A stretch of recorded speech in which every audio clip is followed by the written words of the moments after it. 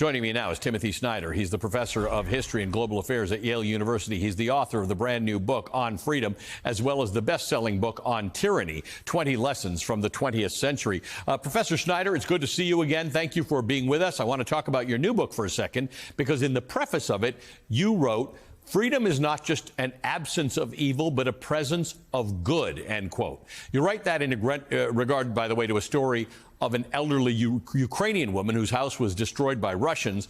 But in fact, it's a much broader idea that also applies to the competing rhetoric in our campaigns here. So tell me about this idea. Well, let me start from the beginning. I mean, we tend to think about freedom as being against things. We tend to think about freedom as being tearing down that wall or tearing down that barbed wire or removing that oppression or making the government small. And of course, there's something to that.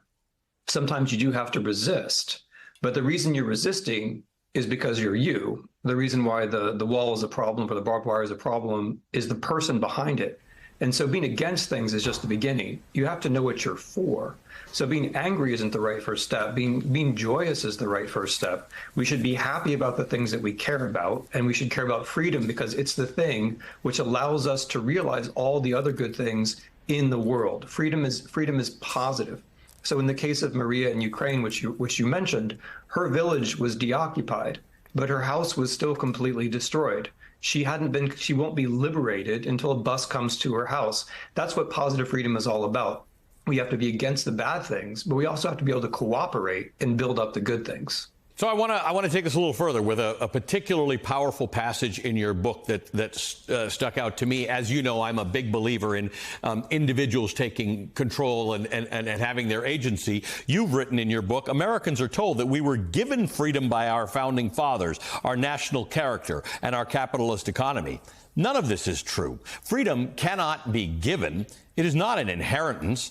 We call America a free country, but no country is free. Only people can be free. If we believe something else makes us free, we never learn what we must do. The moment you believe that freedom is given, it is gone, end quote.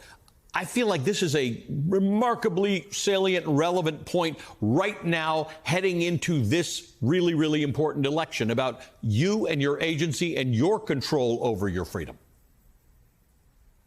Thank you very much for saying that.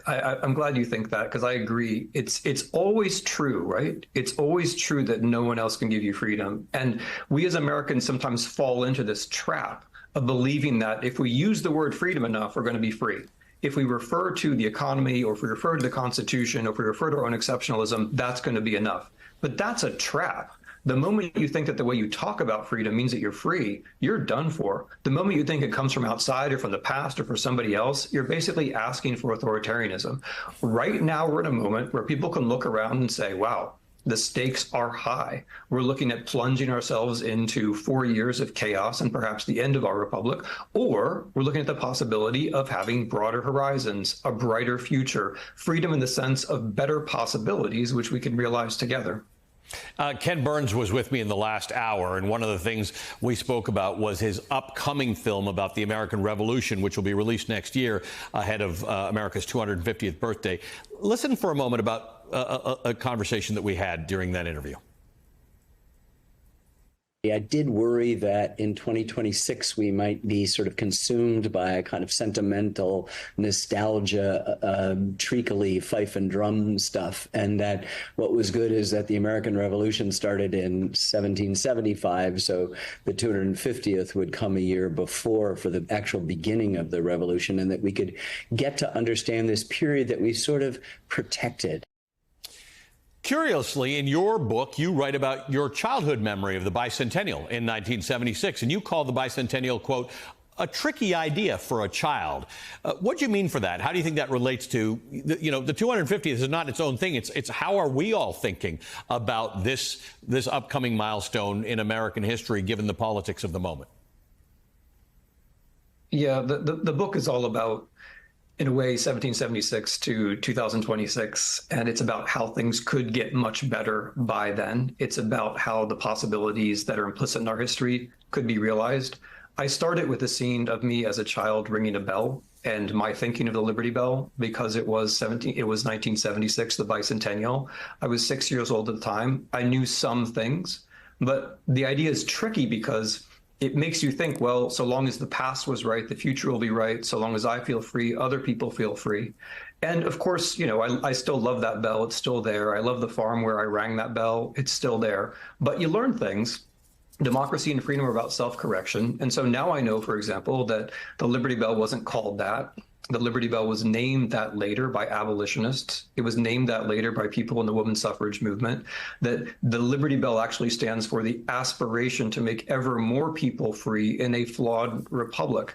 And that's just an example, I think, of how we should think about history generally. You can't find some ideal actor in the past in 1775, 1776. You have to think they were rebels in their time. They tried to improve things in their time. We have to be rebels in our time and try to make the future better than the present. That's what freedom is. What a great idea. People keep telling me, what can I do about the political situation? I'm going to tell them that Tim Snyder says you can be rebels in your own time. This whole idea of the aspiration to make ever more people free is something we can do right now. Tim, you always inspire me. It's a time that one can get gloomy when you talk about politics all the time, but you always leave me with things we can actually do. And for that, I'm personally grateful to you. Timothy Snyder is a professor of history and global affairs at Yale University, author of the brand new, important and inspirational book on freedom, as well as the best-selling book on tyranny, 20 Lessons from the 20th Century.